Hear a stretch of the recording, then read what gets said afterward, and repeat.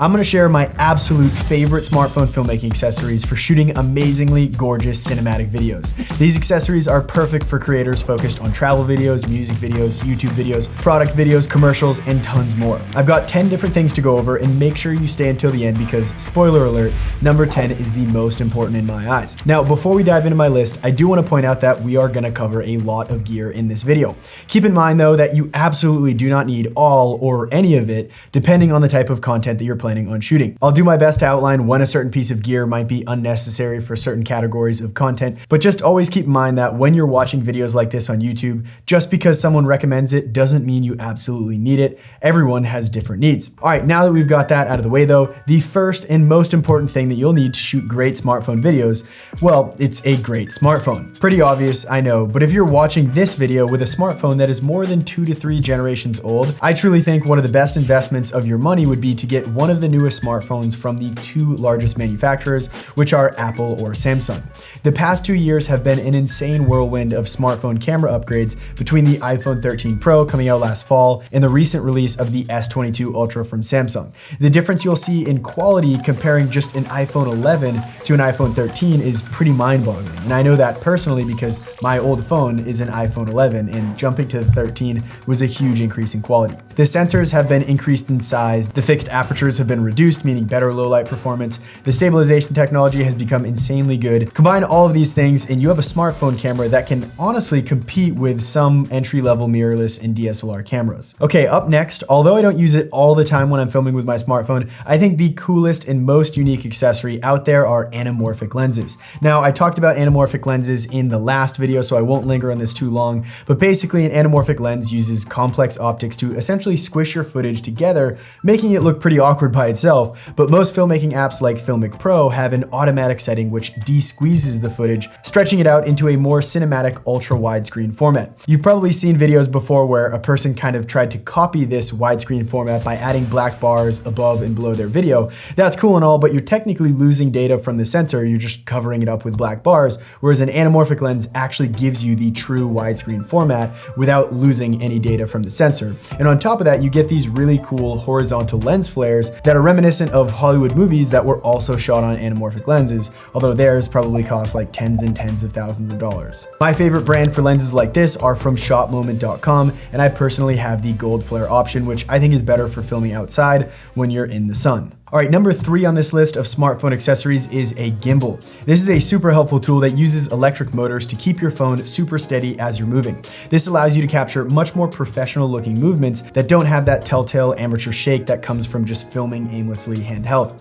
There are really only 2 different gimbals that I recommend for smartphone content creators. The first, and my personal favorite, is the DJI OM5, which is a super compact but powerful gimbal that can pretty much just fit in your pocket. I love how portable it is. It's also super easy to balance and just quickly start using because all you need to do is clamp this magnet onto the back of your phone, which just immediately clips on and off of the gimbal, making startup time just a few seconds. The OM5 is strong enough to carry my larger iPhone 13 Pro with a case and an anamorphic lens attached, but that is the max. We can't add any other accessories on top of that, otherwise the motors just fail. It's too much weight. To me, that's not the end of the world because I rarely find myself needing more weight, but if you do want more power and you plan on rigging up your smartphone even larger than I do, that's where I would recommend my second favorite gimbal, which is the Zhiyun Smooth 5 gimbal. It's a slightly larger and more expensive smartphone gimbal, but it has additional power, which is going to carry all of that extra weight. The main trade-off is mainly price and portability. Now, coming in at number 4 on my list is a microphone.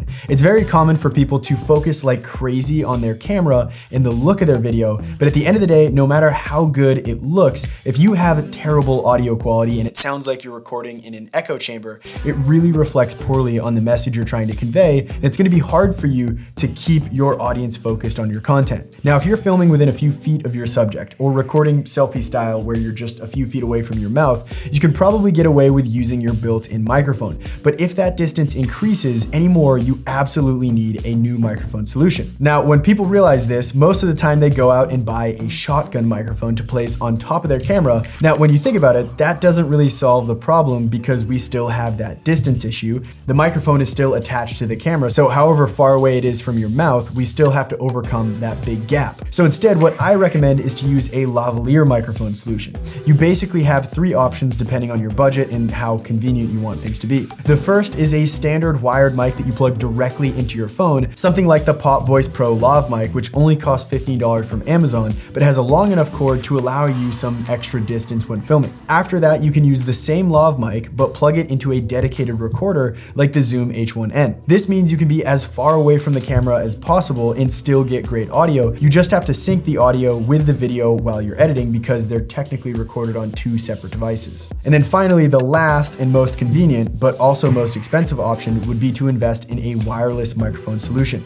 I personally have the Rode Wireless Go 2 system, which I really love, but DJI recently released their own wireless microphone setup that I think is a little bit better for the money. I'm gonna take a quick break here in the list just to remind you guys that all the links for this gear is gonna be in the description below if you do want to purchase any of this gear. And if you find this content valuable, we'd really appreciate it if you hit that like button and subscribe to the channel, and then let us know in the comments what videos do you wanna see us make next. Back to the list though, up next at number 5, we have a professional light.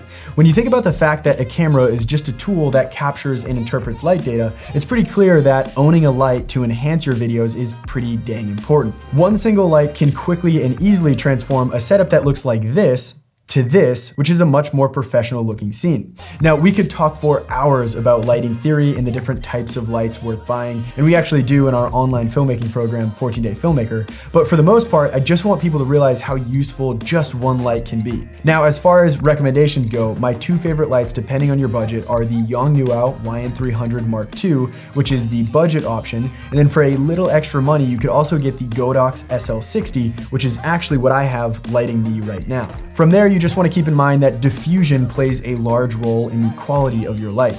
I like to use diffusion panels like this to soften up the light and make it a little bit more flattering on my subjects' faces, which is kind of like a bonus accessory for this section. Okay, number 6 is a pretty straightforward tool. It's a tripod. It might seem boring, but they're still the most popular filmmaking tool on planet Earth, and if you don't have one, you're probably going to need one at some point in your filmmaking career. The tripod I use most with my smartphone is the Peak Design carbon fiber tripod. It's a more expensive option than I would typically recommend, but I really do love just how compact it is. Now, if you're looking to save some money, there are loads of tripods on Amazon that will do just fine. I just make sure that you read the reviews before buying. Up next, number 7, we have an ND filter. Without getting too technical, ND or neutral density filters are basically like sunglasses for your camera. If you went out and bought one right now, slapped it on your camera, you'd probably be a little bit underwhelmed because it just makes your videos darker. The real benefit is that by cutting down on the light that comes into your camera, you're able to keep your shutter speed, which is one of the settings that controls our exposure, in the ideal range of anywhere from 1/50th of a second to 1/120th of a second, depending on your frame rate. This will give you the perfect amount of motion blur in your videos. It sounds strange, but motion blur is actually good in most situations. It makes our videos look more natural and lifelike, and it's a big component of the cinematic quality that sometimes can be hard to put into words. If you look at these two shots right here, in the first example, we are not using an ND filter, and in order to keep the exposure where we want it to be, we have to crank that shutter speed all the way up. And if you look at Courtney's hands, they are super jittery. There's like no motion blur whatsoever, and it just looks a little unnatural. Now, when we put that ND filter on, it cuts down on the light entering the lens, which allows us to bring that shutter speed back down to where it's supposed to be. And now we have that nice natural looking motion blur, which makes our video look more cinematic. I personally love filming with my anamorphic lens and the 67mm variable ND filter from shotmoment.com.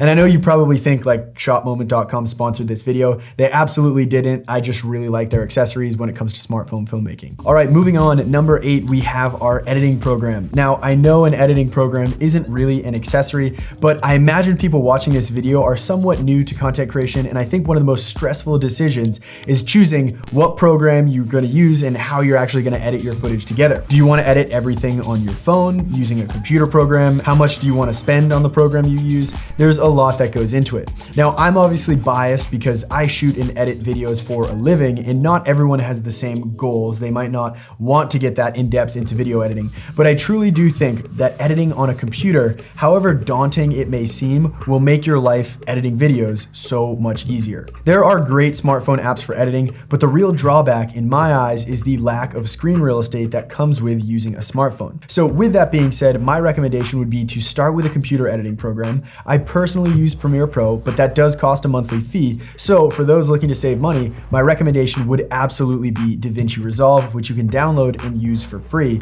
And it's also the same program that a lot of Hollywood studios use to work on their films. It's a super powerful program. I really like it. I've just invested so much time into Premiere Pro, I don't see myself switching full on into DaVinci Resolve. But if I were starting over today and I had no experience, I would absolutely go with that program. Otherwise, if you're committed to sticking with just smartphone apps, my favorite and the one that I use for simple edits is VN Video Editor. And by the way, all of the programs that I just mentioned, Premiere Pro, DaVinci Resolve, and VN Video Editor, we have a full training series on each one of them inside the program 14-Day Filmmaker, but more on that later. Up next, at number 9, we have an external hard drive. Most people realize this as soon as they start shooting videos. They take up a lot of space, and we only have so much built into our phones and computers. You are basically guaranteed to someday run out of storage, and that could be very soon if you're shooting a lot of content, which is where an external hard drive comes in and saves the day. This right here has 2 terabytes or 2,000 gigabytes of storage on it, which in the eyes of a smartphone content creator is a lot of space. That can save you, years of content if you're shooting, maybe once a week. I literally have tons of hard drives just sitting on my desk, and I have even more in my closet just because we shoot so much content as content creators and it has to go somewhere. I hate deleting footage because I might need it at a future date. And a lot of times I actually store footage on duplicate drives. That way, if one crashes or gets stolen or burns down in a house fire, whatever it may be, I always have 2 copies, so, just redundancy is safe. Then finally, coming in at number 10, by far and away the most important thing that will help any content creator shoot better videos is real filmmaking knowledge. And I'm gonna stop there. I know how cliche that sounds, but it is incredible what a person is capable of creating when they understand the basic fundamentals of filmmaking.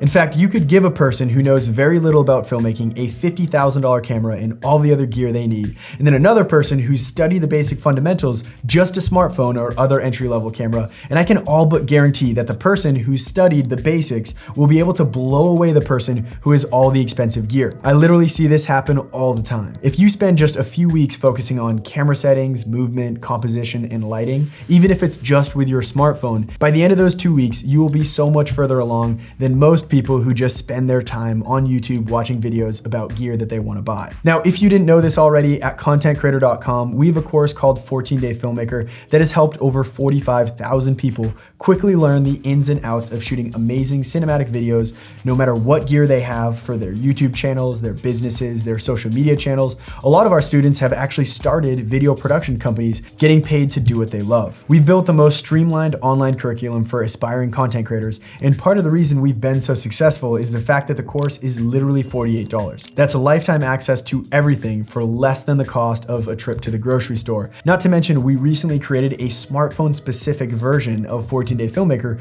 which you also get lifetime access to as soon as you enroll, and we didn't up the price when we added that at all. If that sounds interesting, the link to enroll is the first one in the description beneath this video, and we also have all the gear links down there as well. Other than that, thanks so much for watching this video. Don't forget to like and subscribe, and I will see you in the next one.